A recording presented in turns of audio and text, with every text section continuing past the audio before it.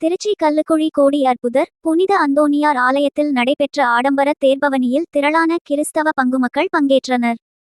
Trichy Kallukuzhi railway காலனியில் உள்ள கோடி அற்புதர் புனித அந்தோணியார் ஆலயத்தின் 34ஆம் ஆண்டு பங்கு திருவிழா கடந்த 28ஆம் தேதியன்று கொடியேற்றத்துடன் தொடங்கியது. தினசரி அந்தோணியார் ஆலயத்தில் திருப்பலிகள் மற்றும் மறையுரைகள் நடைபெற்று வந்தது. முக்கிய நிகழ்வான ஆடம்பர தேர்பவனி இன்று விமர்சையாக நடைபெற்றது. ஆலய பங்குத்தந்தை சார்லஸ் தலைமையில் திருப்பலி நிறைவு பெற்ற பின்னர் புத்தூர் பங்குதந்தையும் திருச்சி மறைவட்ட தலைவருமான பாஸ்கரன் தேரினை அர்ச்சித்து தேர்பவனியை தொடங்கி வைத்தார்.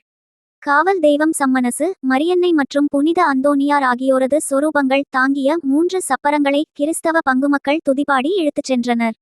ரயில்வே காலனி, மன்னார்புரம், செங்குளங்காலனி, கள்ளர்தெரு, உலகநாதபுரம், கல்லுக்குழி வழியாக ஆடம்பர தேர்பவனி சென்று மீண்டும் ஆலயத்தை வந்தடைந்தது.